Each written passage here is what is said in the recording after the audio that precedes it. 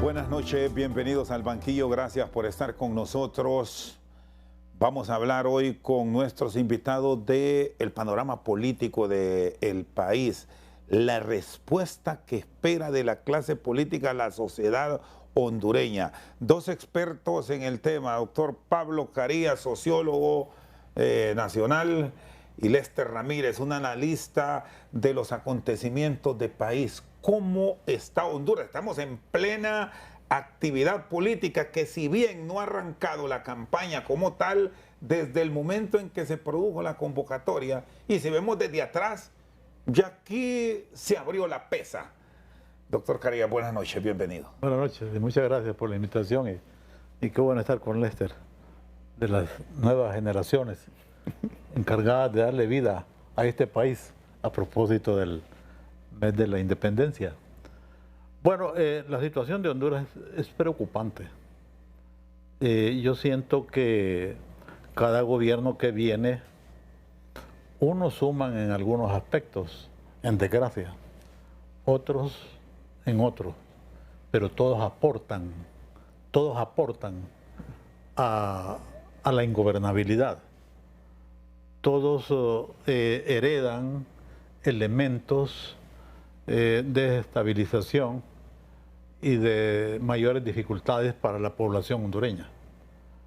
Ya hace mucho tiempo que no vemos que haya un gobierno que uno pueda decir hay que valorarlo por sus ejecutorias y la historia lo va a contar por lo que hizo en materia agraria, en materia educativa, en materia de salud.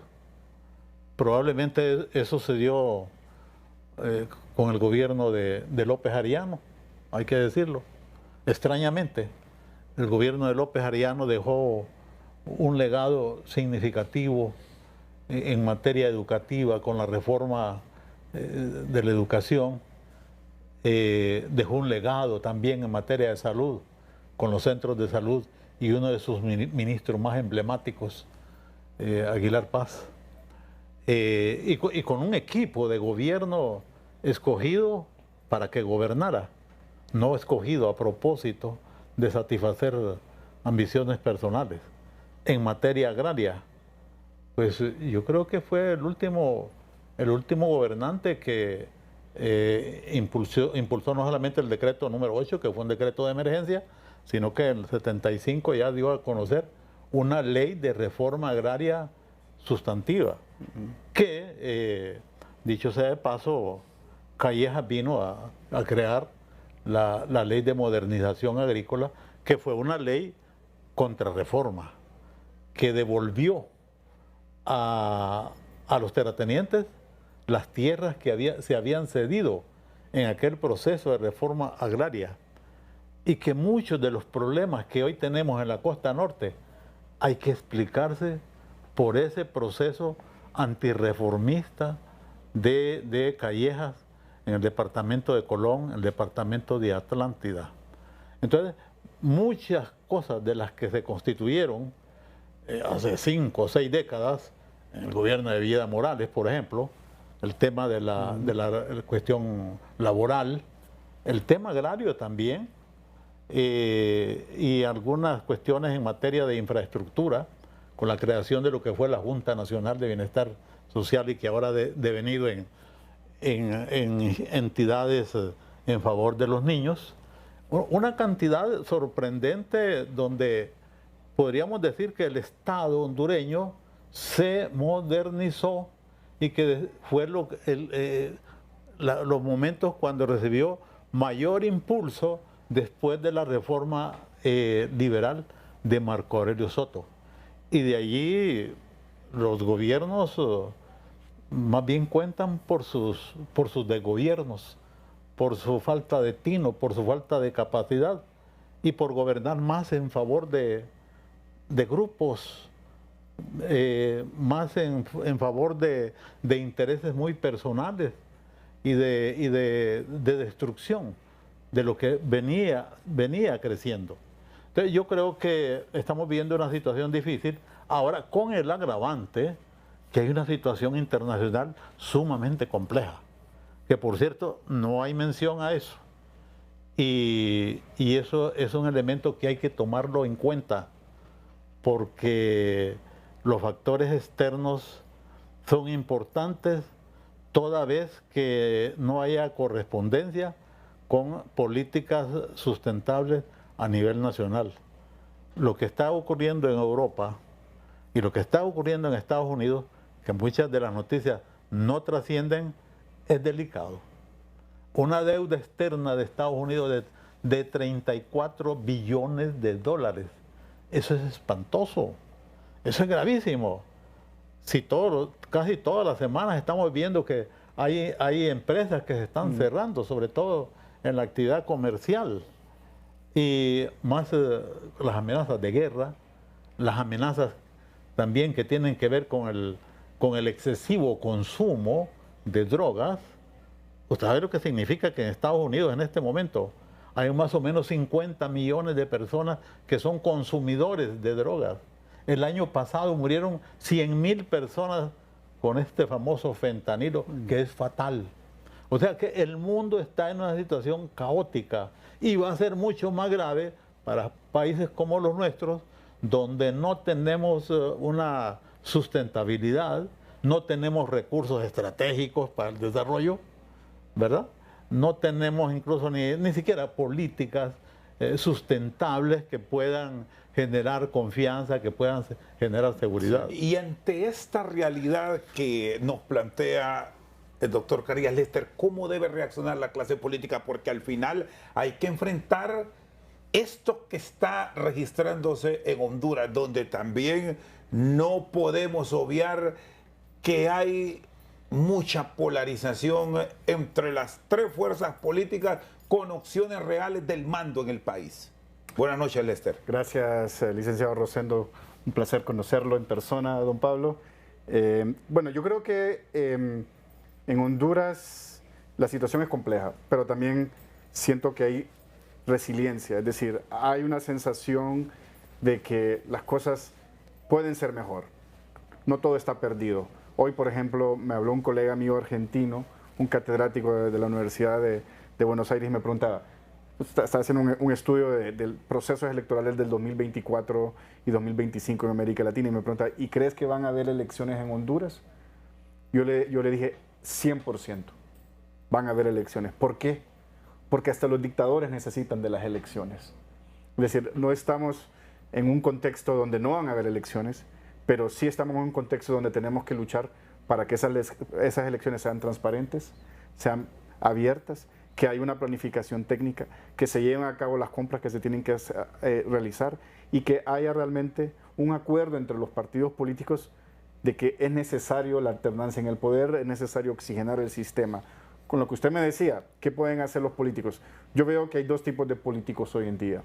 Un político o una clase política que ve la polarización como un supuesto y que simplemente presupuestan la polarización en el sentido de que han aceptado a vivir con la polarización y por ende ellos hacen parte del juego de la polarización y generan toda esta división política y los pleitos que hay. Y después hay otro tipo de político que tal vez es más joven, más, se puede decir, novel en el proceso político, que lo que están aprendiendo es a manejar la incertidumbre. ¿Y esto no genera un grado de desconfianza en el ciudadano, en la masa, que es el que respalda al final la propuesta política?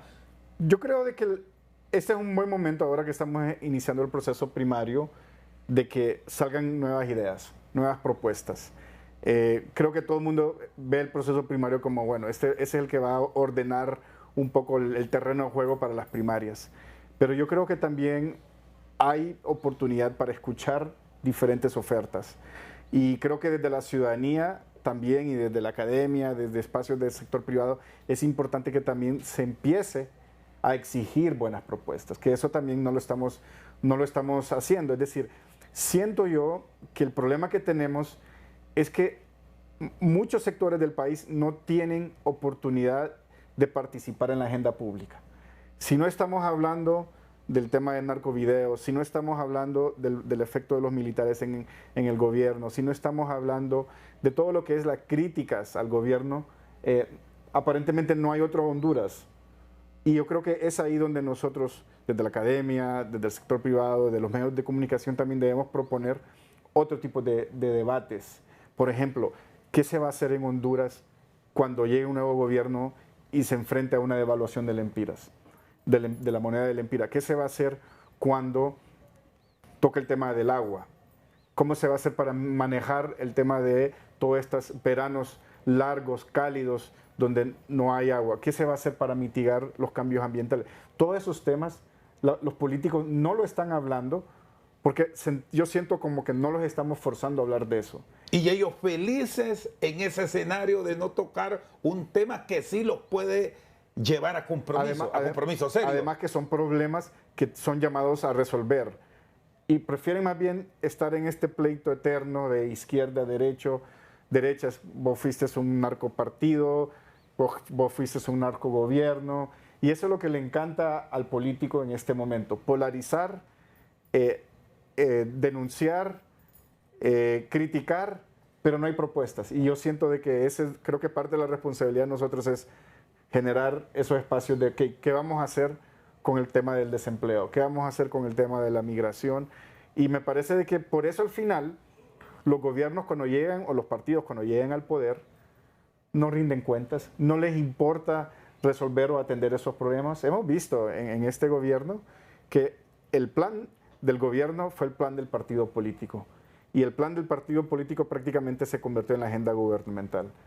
Dar empleo a los que habían trabajado con ellos desde su inicio, vengarse de todo lo malo que hicieron los otros partidos políticos en gobierno, excluir a sectores que son necesarios para la productividad y el desarrollo del país. Pero esa fue la agenda del partido que se convirtió en agenda de gobierno. Lo que tenemos que nosotros hacer en este momento coyuntural es decirle a los partidos políticos de oposición: si ustedes quieren el voto, si ustedes quieren el cambio, o si ustedes representan el cambio, tienen que también proponer diferentes ideas y proponer un proyecto que sea para Honduras. ¿Puede reaccionar o tiene espacio aún para generar cambios, libertad y refundación? Creo que la agenda se le agotó. El tiempo se le venció. Eso es como cuando hay un encuentro deportivo. No soy especialista en eso, pero tenemos un equipo que ya ha sobrepasado al contrario y los minutos que quedan son muy reducidos para que gane y se remonte. Así está Libre. Ya Libre no tiene ninguna posibilidad. Es más, había venido apostando al tema de los préstamos. Parece que todavía no ha logrado superar los escollos que están poniendo los organismos internacionales en este tema. Porque Libre quiere manejar una doble agenda.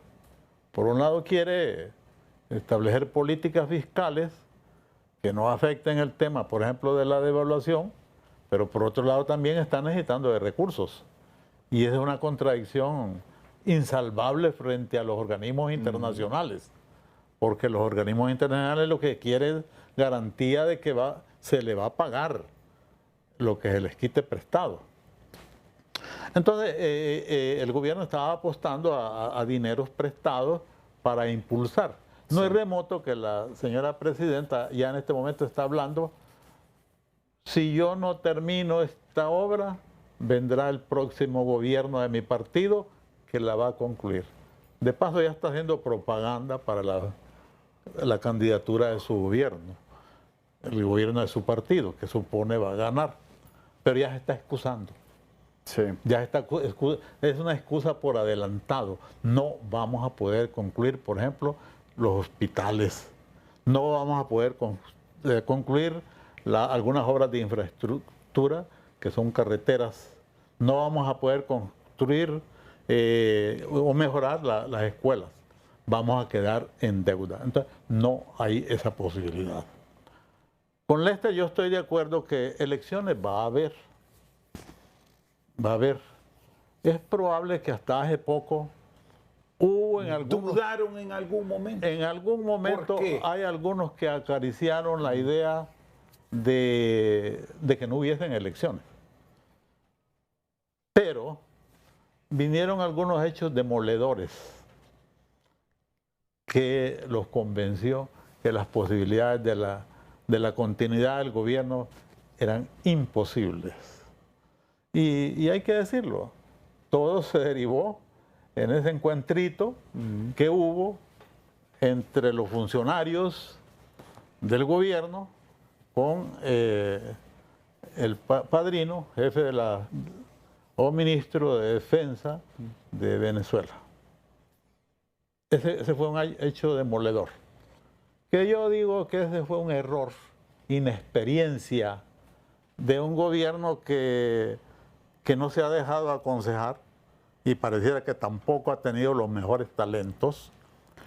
Porque yo lo he dicho, si ese evento de cadetes se dio en Venezuela, a un evento de cadetes, ¿a quién mandaría usted por parte de Honduras en atención a la complementariedad bajo el principio de la diplomacia? Al director de la escuela militar. Yo no mandaría al ministro de Defensa, ni al jefe de la Guardia Armada. Si ella, la presidenta, hubiera hecho eso, es más, no sé si ella tomó esa decisión, porque pareciera que la señora presidenta algunas decisiones las tiene relegadas o las ha relegado en otros. Y ese es un problema cuando muchos mandan y pocos son los que toman la decisión. Muy bien.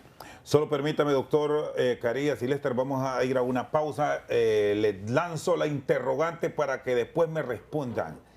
¿Y la oposición tiene la credibilidad para ir a buscar esos votos y reorientar el rumbo del país? Porque usted me dice que no le ve posibilidades de salir libre, pero ¿y las posibilidades de los que están en busca de llegar, cuáles? Después de la pausa tenemos aquí las respuestas.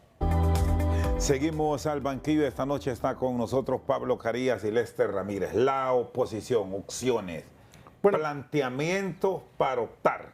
Primero que todo, desde el 2021 a la fecha, en América Latina se han realizado algunas 17 elecciones a nivel presidencial.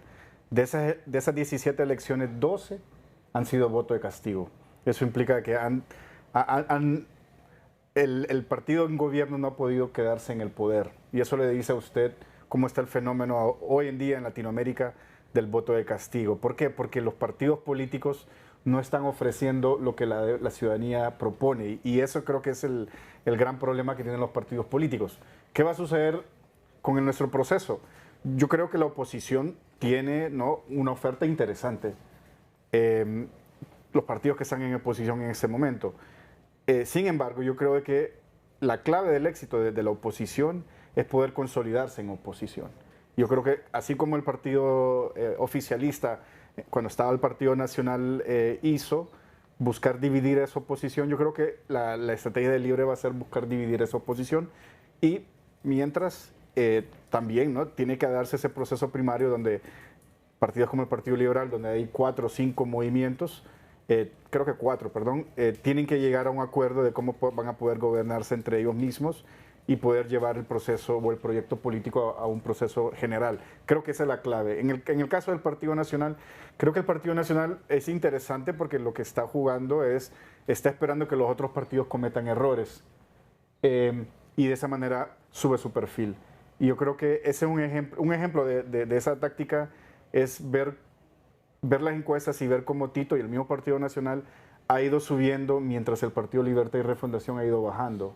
Es decir, quien ha beneficiado al Partido Nacional ha sido el mismo Partido Libertad y Refundación. Hace 4 años, creo o después de las elecciones del 2021, creo que todo el mundo era de la opinión de que el Partido Nacional iba a tener que superar al menos 8 años en la llanura. Y posiblemente vamos a ver un Partido Nacional que en el próximo proceso electoral tenga una buena cantidad de diputados y de alcaldes llegando al poder, ¿no? Entonces, nos demuestra realmente de que los partidos políticos tienen que ofrecer al ciudadano propuestas y cumplir esas propuestas, no solo porque el ciudadano pierde la fe o la esperanza, sino porque también pierde terreno electoral. ¿No ven opciones ambos para una sorpresa política? Y no me refiero a los candidatos, porque ya en el Partido Liberal se dio un fenómeno interesante que lo revive en los últimos días, y es la llegada de Calix y Nasrallah. Pero más allá de ese acontecimiento liberal, las otras fuerzas políticas, y excluyamos a Libre y al Partido Nacional, no la ven como una opción para el 2025. Mire, el ejemplo es México. México estaban haciendo encuestas y una de las preguntas de las encuestas era ¿qué tanto usted conoce a ese candidato?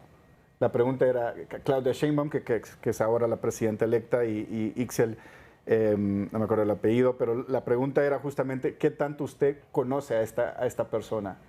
Y para que un outsider entre en este momento en la palestra electoral, tiene que ser altamente reconocido por la población. Y Salvador Nasrallah es ese tipo de personaje. Para mí, Salvador Nasrallah sigue siendo un outsider en ese sentido, porque ese es el voto de popularidad que tiene. Pero sí, por eso hice la salvedad de exclusión de las fuerzas políticas mayoritarias. Tendría que competir con alguien a como nivel Nasrallah. de los otros, hablando de la democracia cristiana, que ahí va a estar el Pino y otras fuerzas políticas que se mantienen, no les veo opción real. Es que tiene que tener la fuerza de un celebrity. En este momento, las elecciones, y hay que ser pragmático en esto, son competencia de popularidad. Hay una cosa también, que los partidos pequeños, don Ventura Ramos decía que se acostumbraron a ser enanos. Y por cierto, yo creo que hasta biológicamente uno como que se acostumbra a ser pequeño, ¿no? Porque de esa manera puede lidiar con su propio cuerpo y manejarlo. Entonces, mientras sean pequeños, ellos tienen la posibilidad de entrar en negociación. El día que crezcan y tengan una militancia fuerte, les van a exigir, y esos que dirigen esos partidos pequeños no van a poder negociar. Entonces, de ahí no busque usted que va a surgir algo extraordinario. Sí. Ahora, yo creo que ya la oposición tiene lo que iba a tener.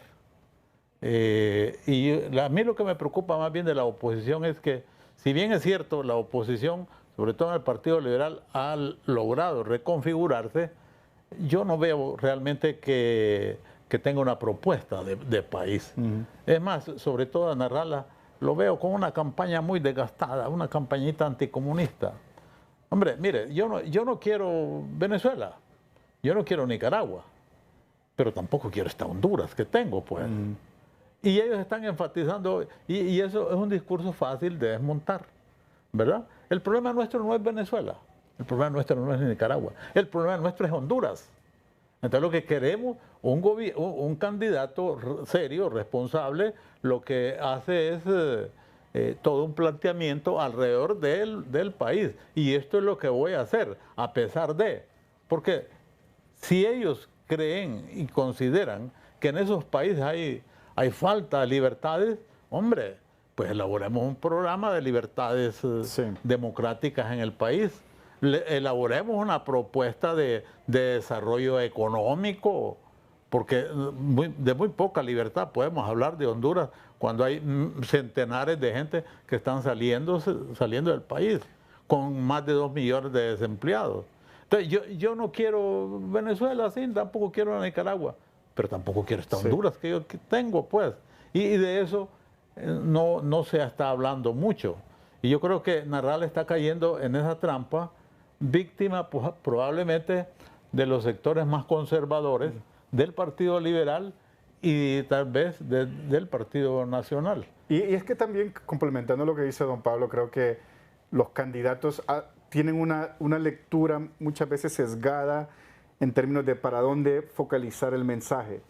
Está demostrado, ¿no?, que en nuestros países, que son, por ejemplo, Honduras, en promedio, la educación promedio, el hondureño promedio solo ha llegado hasta 7 o 8 años de escolaridad, es decir, que hasta 8º grado en promedio, 7º grado, es decir, ese tipo de votante utiliza otro tipo de información que la que usted utiliza, que posiblemente se graduó de universidad, tiene una maestría, es decir, su pensamiento es mucho más pensamiento crítico.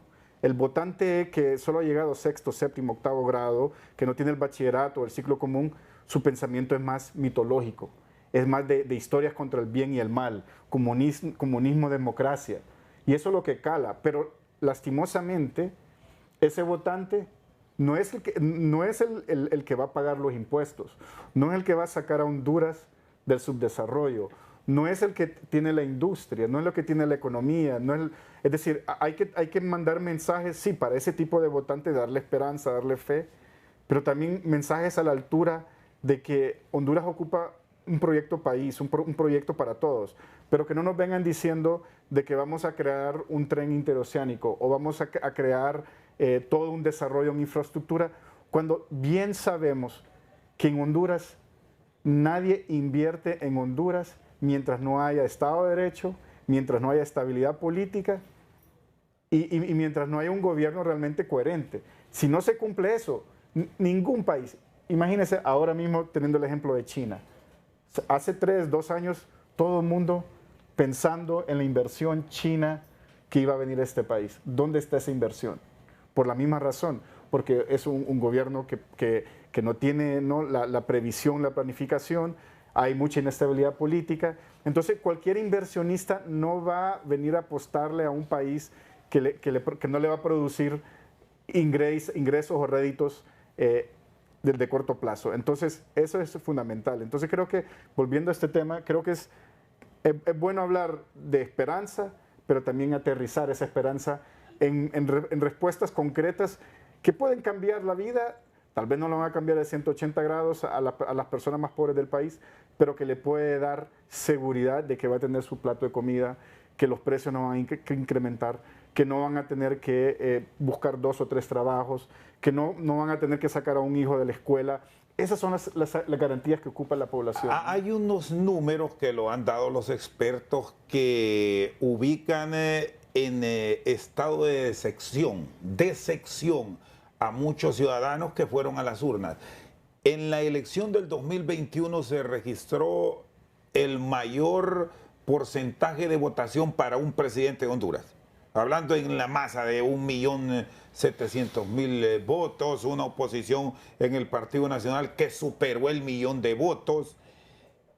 ¿Cómo reacciona la sociedad cuando lleguen algunos casos al hartazgo de la clase política en procesos como el que se nos avecina? ¿Contenidos o van con mucha más euforia a las justas comerciales? No, Lester tiene razón. En toda América Latina se está dando esa tendencia con ese nuevo concepto de voto castigo. Y yo digo que muchas veces ese votante termina castigándose a sí mismo, ¿va? Porque por el que vota a veces resulta peor que el que tenía. Sale peor la medicina. Sí, ¿no? Sí. O si no, voy a votar, tal vez ese pensamiento de la gente, del hondureño típico, tal vez así hemos vivido años y años, tal vez. Y ese será el comportamiento de la próxima elección. Quizás peguemos con este. No hay ni la menor duda, porque es que es una tendencia, porque como no hay gobiernos que realmente estén impulsando realmente políticas de desarrollo, exceptuando el de México. AMLO sí tuvo un programa de desarrollo importantísimo, solo el Tren Maya. El Tren Maya. Eso es una cosa grandísima. El aeropuerto de México hizo obras extraordinarias. Supo aprovechar la llegada de capital repatriado de los Estados Unidos. México Correcto. Se quedó con gran parte de esa Todas inversión. las contradicciones, Estados Unidos, China, Rusia, México la supo capitalizar. Y además yo creo que también las propias condiciones de México, la proximidad a Estados Unidos, también un sector de clase media bastante desarrollado. Grande que consume. También una sociedad de mucho consumo.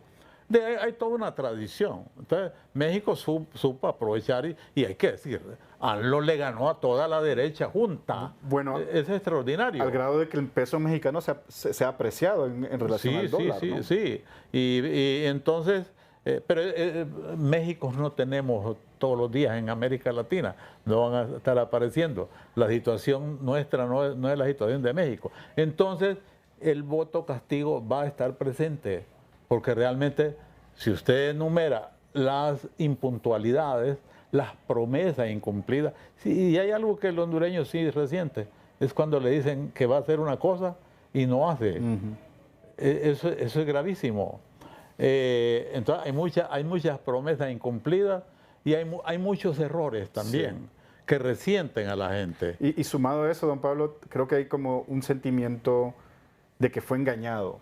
Esa sensación. A diferencia de otros partidos políticos, porque entraron de manera pulcra, ¿no? Diciendo que no eran corruptos, que respetaban derechos humanos, que no se metían con el narco.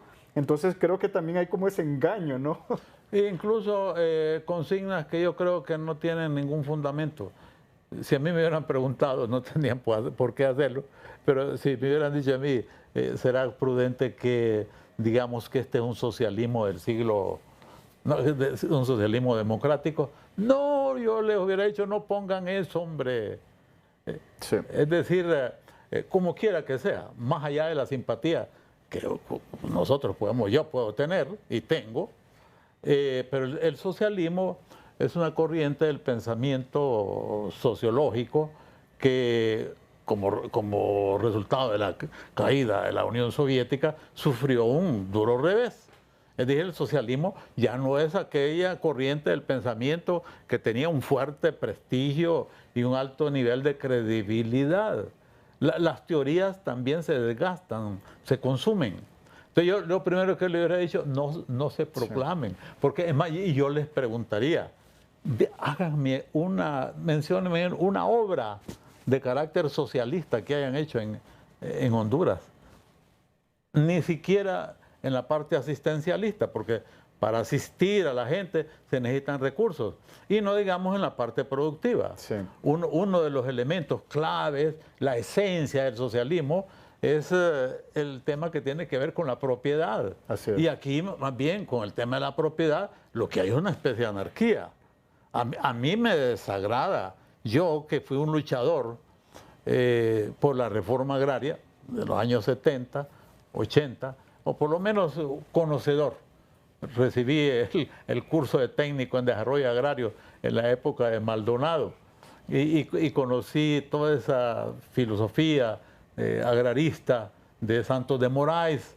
Y yo me doy cuenta que lo que está ocurriendo en Honduras en este momento no tiene nada que ver con reforma agraria. Aquí lo que hay es una anarquía agraria. Inseguridad jurídica, no es posible. La reforma agraria no se puede hacer sobre fundamentos de la propiedad en producción.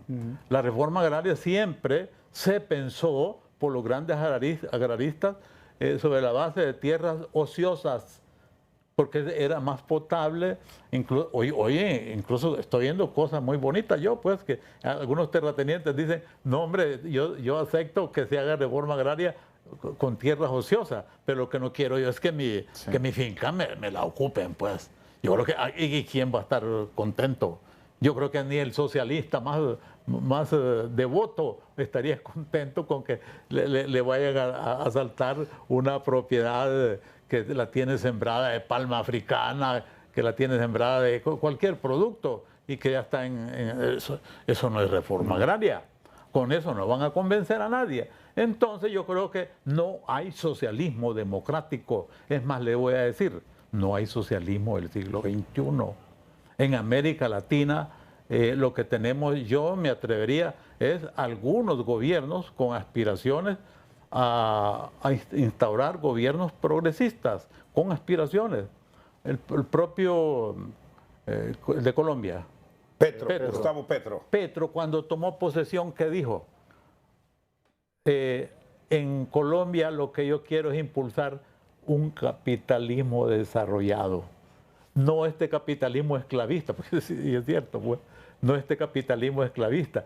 Petro, que es un hombre muy convencido, con una gran formación teórica y un gran luchador, no se le pasó por la mente hablar de que en Colombia, esa Colombia compleja, difícil, iba a instaurar el socialismo. Y aquí nuestros líderes Yo no sé. Creo que hicieron un gran experimento.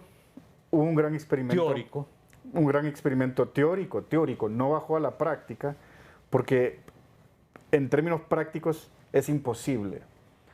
El socialismo, como dice don Pablo también, además del tema de la propiedad que se respeta, los países escandinavos, ¿cómo le vendieron el socialismo a la población? A través de educación y salud universal, ¿verdad? Es decir, todos los niños tenían que ir obligatoriamente a la escuela. No, todo el mundo tenía acceso a salud pública gratuita. Y esa fue la clave de desarrollar estas naciones que hoy tenemos en el norte de Europa, ¿no? Sin estos dos eslabones, educación, salud, más el reconocimiento de la propiedad como un medio de producción, difícilmente estaríamos hablando de esos milagros escandinavos, porque en realidad eran de los países más pobres hace 150 años. Es decir, muchos de ellos emigraron, ¿no?, a los Estados Unidos, muchos escandinavos tuvieron que emigrar justamente porque tenían grandes hambrunas, porque no producían como lo que tienen ahora, ¿no? Muy bien, Lester Ramírez y Pablo Carías, ¿cómo protegerse, bueno, del engaño a nivel de la sociedad? Porque ha pasado cuando viene la compensación. Planteo esto porque ya hay indicios de que eso viene pronto, porque tenemos elecciones y hay mucha regalía, mucha entrega de apoyo. ¿Cómo debe reaccionar la sociedad ante esto? Después de la pausa tenemos aquí la respuesta. Seguimos al banquillo, Lester Ramírez y Pablo Carías con nosotros. ¿Cómo manejar lo de la compensación? Porque lo planteamos ahora, pero eso ya lo hizo el Partido Nacional. No le funcionó. Y anteriormente también fue una práctica liberal. Sí, y no le funcionó por un elemento que antes no lo teníamos en los 60, 70, y es la cantidad de información que hay ahora en las redes sociales, entre familiares y amistades. Es decir, antes había un voto cautivo debido a la ignorancia, la falta de información, y ese voto fácilmente se movilizaba porque sabía de que generaba una dependencia. Pero hoy en día, y lo vimos con el fenómeno del Partido Nacional, porque el Partido Nacional inyectó millones y millones de lempiras a ese tipo de transacciones clientelares y no logró mover ese voto. Aceptaron el dinero, aceptaron los bienes, aceptaron todo lo que se les ofrecía. ¿Pero por qué? Porque ya el ciudadano y de ese estrato social, incluso clase media también, sabe diferenciar entre ese beneficio de corto plazo y el efecto que puede producir un voto, que es el voto de castigo. Entonces, es bien difícil ahora manipular al pobre. Siempre se puede manipular, pero ya no le asegura una victoria electoral. ¿Por qué? Porque también la gran mayoría del votante, ese votante que buscan, es un votante menos de 30 años, es un votante independiente, es un votante que ya no tiene el bagaje político de sus padres o sus abuelos. Ya sus padres o sus abuelos no le están diciendo por quién votar, ¿no? Me acuerdo, antes en los tiempos de mi abuelo me contaba que lo que hacía es que él subía a todos sus jornaleros y se los llevaba a la urna. Hoy un jornalero, un jefe de finca, un dueño de una propiedad, no puede hacer eso, ¿no? Una especie de voto de herencia. Sí. No, habían cosas... es que todo ha cambiado. Fíjense que los líderes en las comunidades más bien aportaban. Yo era un niño cuando iban de aquí políticos y hoy pienso con mucho dolor que mi pobre madre tenía que matar 2 o 3 gallinas para darle de comer a los líderes que iban de aquí. Era otro concepto. Ese era su aporte a la campaña. Sí, era el aporte. El aporte de la campaña. Había convicción de la gente, Sí. con todo y lo que usted quiera. Había una convicción de esa gente humilde, sencilla, que lo que lo unía con su partido era el sentido de la seguridad. Me da más seguridad porque había mucha actividad delictiva, y entonces me da más seguridad y entonces yo tengo que aportar al partido. Esperanza de empleo no, porque no había mucha empleomanía. Porque aquí incluso muchas cosas del Estado no se moderniza justamente para seguirlo utilizando como rehén en estos procesos electorales. El día que aquí en este país se constituya o se apruebe la ley de la carrera administrativa, donde el empleado no esté sujeto a que gane su partido para seguir en el empleo, ese día los partidos van a tener dificultades. ¿Qué tanto arraigo hay ahora mismo, Lester, del famoso voto duro? ¿Existe voto duro como tal en promedio en los partidos tradicionales que se llenan la boca en decir, tengo tantos votos seguros y advierto esto más yo en el Partido Nacional y en Libertad y Refundación? Por ahí también en su momento los liberales, pero más en Libre y en el Partido Nacional. ¿Existen esos conceptos así puros como tal o ahora esto es una moneda al aire? Creo que es una moneda al aire. Yo creo que hablando con jefes de partidos, uno se da cuenta que ellos calculan que el 30% de las elecciones es voto duro, pero tienen que lograr conseguir esos 20, 25% de independientes, 30% todos los partidos sumados, ¿verdad? Es decir, no es que cada uno tiene un 30%, entonces algunos tienen más, otros menos. Yo creo que en este proceso primario, ese realmente es el afán de estos partidos, ¿no? Es decir, ¿quién le va a apuntar a lograr mover 1 millón de votos? Y por eso ahora mismo que se está hablando en el Consejo Nacional Electoral del TREP y de la biometría, están callados. Porque con la biometría uno puede cruzar el dato de la biometría con los cuadernos electorales y los votos en la urna, y uno puede identificar si hubo fraude en la elección primaria, en esa urna, porque lo hace ya más científicamente, más objetivo, empezar a revisar esos datos. Yo creo que a cualquier candidato de ahora mismo, de cualquier movimiento, no le conviene tener ese proceso. A nosotros como ciudadanos nos encanta. ¿Por qué? Porque pagamos los impuestos y pagamos ese proceso electoral. Pero creo que, volviendo a su pregunta, yo creo que si un partido de estos mayoritarios, Partido Nacional, Libertad y Refundación y Partido Liberal, logra tener 1 millón de votos en este proceso primario, yo creo que va a estar en una posición muy interesante de verse como ganador en las próximas elecciones generales. Estamos en ruta de una elección primaria diferente a lo que vivimos en tiempo de democracia, partiendo que los liberales fueron los primeros que dieron este paso de primarias e internas. Pablo, ¿habrá votación masiva o seguiremos con aquello de que al que es independiente no le gusta quedar marcado por un partido político? Los políticos siempre se inventan. Ellos siempre ¿Y ahora qué se van a inventar? Ellos siempre se reproducen, buscan mecanismos, son audaces, tienen escuela. Cuando un mecanismo no le funciona, ellos inventan otro. Está la promesa, ¿verdad?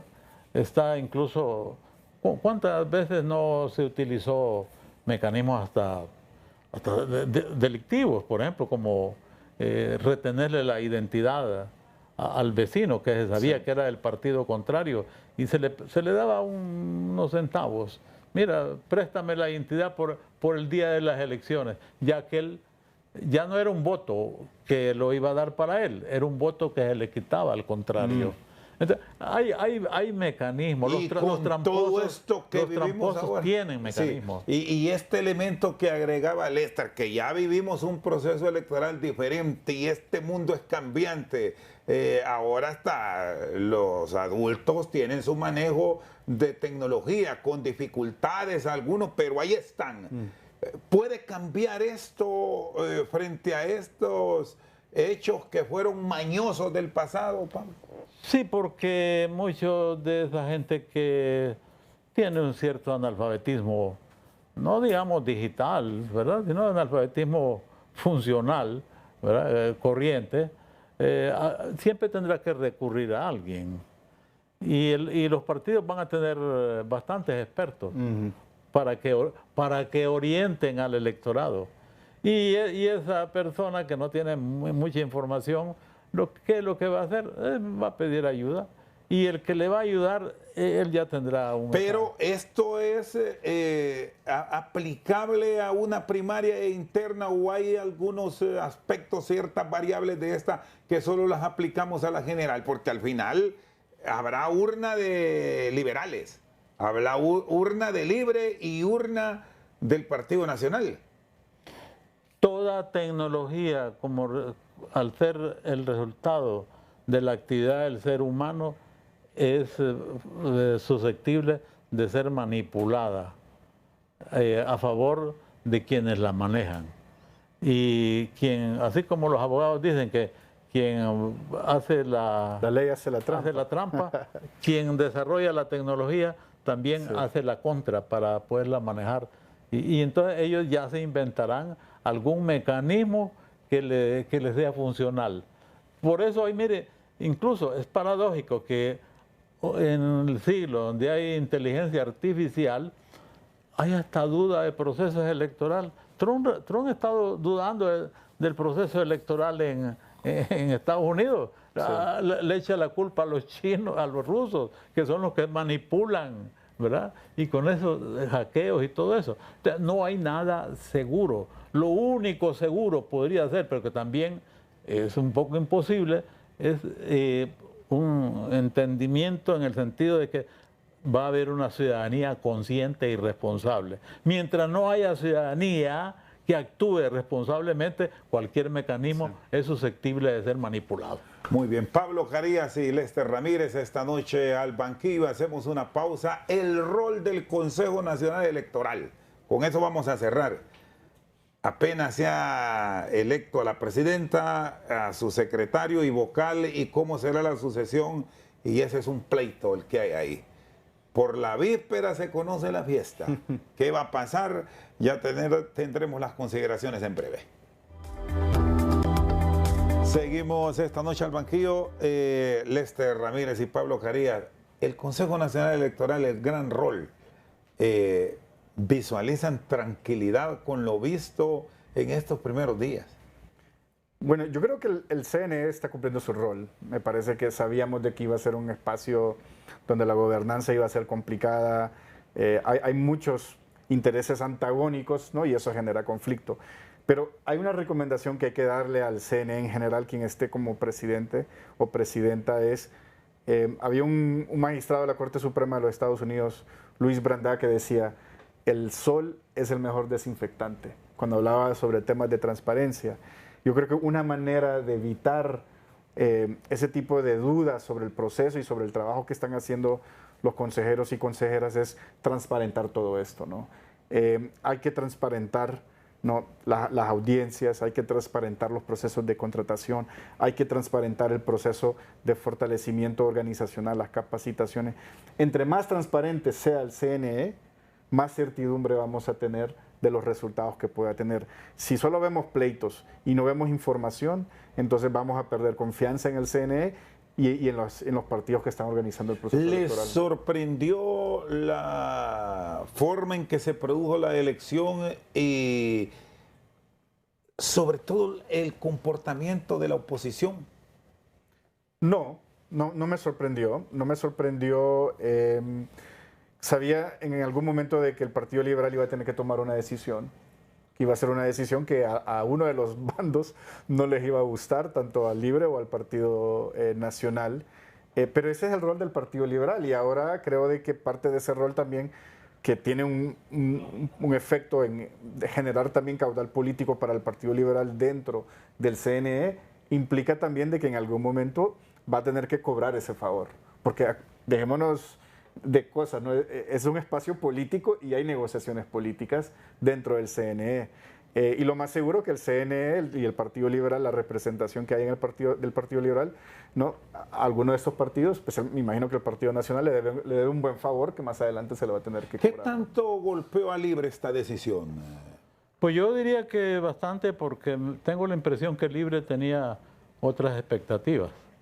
Toda vez que decidió sacrificar una figura que yo siempre le he considerado como una figura conciliadora, muy estudiosa de los problemas electorales, que es Julio Navarro, por llevar a otra figura que también tenía sus padrinos en Libre, y que fueron los que incidieron para que se llegara Ochoa ahí al tribunal.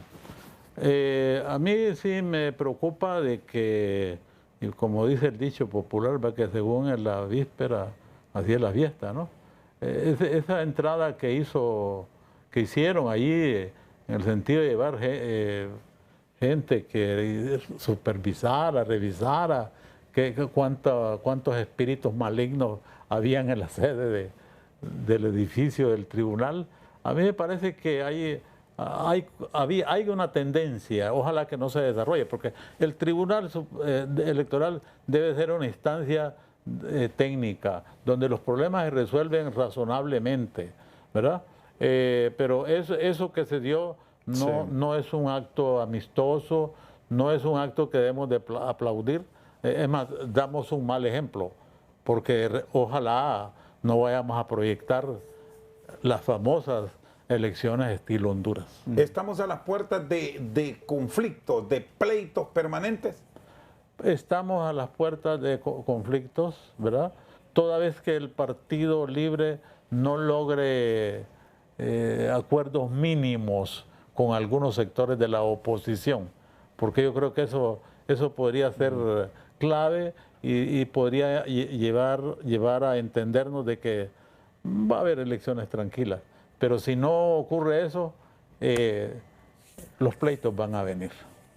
Las reformas que se tienen pendientes a nivel del Congreso y que pasa mucho por sugerencias que vendrán del órgano electoral con una oposición en la Cámara Legislativa que a todas luces es mayoría, ¿en qué puede distorsionar eventuales acuerdos y un proceso que los hondureños, aspiramos a que se lleve en paz?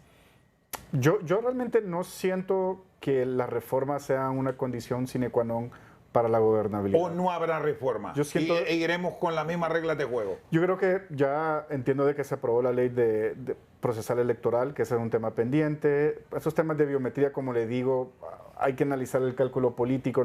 Yo no creo que a los partidos internamente le interese transparentar la manera como se hacen las primarias. Es un reclamo popular, obviamente, pero al final no creo que la gobernabilidad sea algo que vaya a ser afectada por el hecho de que se hagan o no se hagan reformas. Que sí puede afectar el CNE o la gobernabilidad es la aprobación del presupuesto para las elecciones generales, que eso es algo que sí puede ser un problema porque se aprobó el presupuesto para las primarias, pero para las generales esos son, así como decimos, otros 20 pesos, ¿no? Y ahí sí va a haber problemas. Tendremos un proceso, apuesto usted, Pablo, limpio, transparente, o ya se generan las dudas con esta propuesta que desde el Congreso Nacional escuchamos a libre firme en la digitalización de actas?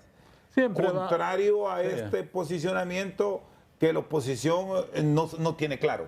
Sí, lo que va a ocurrir es que en este caso ya las trampas no se van a originar en un solo partido. Yo creo que van a ser consensuadas, van a ser arregladas. Porque recuerde usted que... ¿Habrá mucho 2-1? Sí, en algunos casos va a haber, pero en otros va a haber acuerdos. Porque recuerde que, mire, aquí hay un hecho interesante. Los diputados no son objeto así de grandes polémicas y de gran pleito.